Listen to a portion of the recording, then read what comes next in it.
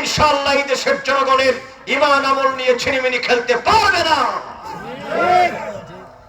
আপনাদের শুধু দায়িত্ব হলো মাহফিল থেকে বিষয়গুলো বুঝে যাওয়া। তো আমি আপনাদেরকে একটা প্রশ্ন করি, বাজান নবীর পক্ষে আছেন না নাই? থাকবেন কিনা?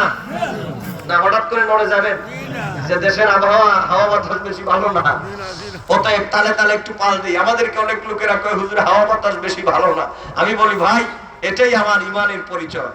হাওয়া ভালো হইলে তো সবাই আছে, কথা কোন ঠিক কিনা? আর স্রোতের বিরুদ্ধে, স্রোতের প্রতিকূলে দাঁড়িয়ে যারা আল্লাহ এবং রাসূলের পক্ষে কথা বলতে পারে, আল্লাহর ওলিদের পক্ষে কথা বলতে পারে, সেই হচ্ছে প্রকৃত ঈমানদার। ঈমানদার তো এইরকম হওয়া দরকার। এজন্য আমি বলি সারা বাংলা ঈমানদার তো এইরকম হওয়া দরকার। আপনার ভিতরে সেই টেন্ডেন্সি থাকা লাগবে, দুনিয়ার সকলও যদি আমার নবীর বিরুদ্ধে চলে যায়, আমি একা দাঁড়িয়ে আমার নবীর পক্ষে ইয়া রাসূলুল্লাহ স্লোগান দিব। কথা কোন ঠিক কিনা?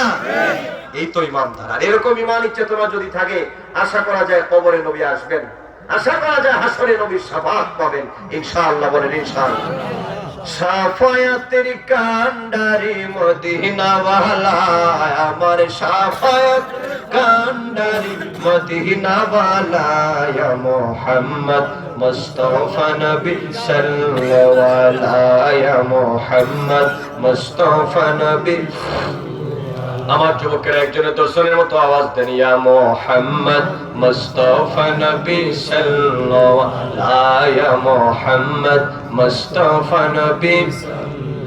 শাফায়াতের কান্ডারি মদিনা ওয়ালা, আমার শাফায়াতের কান্ডারি মদিনা ওয়ালা, ইয়া মুহাম্মদ মুস্তাফা নবী সাল্লাল্লাহু আলাইহি, ইয়া মুহাম্মদ মুস্তাফা নবী। আল্লাহর নূরে সৃজন যিনি, গায়েবের খবর তার মুখেতে শুনি, দোসরা কোন মাবুদ নাই এক আল্লাহ, বলুন দোসরা কোন মাবুদ নাই এক আল্লাহ, ইয়া মুহাম্মদ মুস্তাফা নবী সাল্লাল্লাহু আলাইহি, ইয়া মুহাম্মদ মুস্তাফা নবী। শাফায়াতের কান্ডারি মদিনা ওয়ালা, আমার শাফায়াতের কান্ডারি মদিনা ওয়ালা, ইয়া মুহাম্মদ মুস্তাফা নবী। জোরে বলেন মারহাবা ইয়া রাসূলুল্লাহ।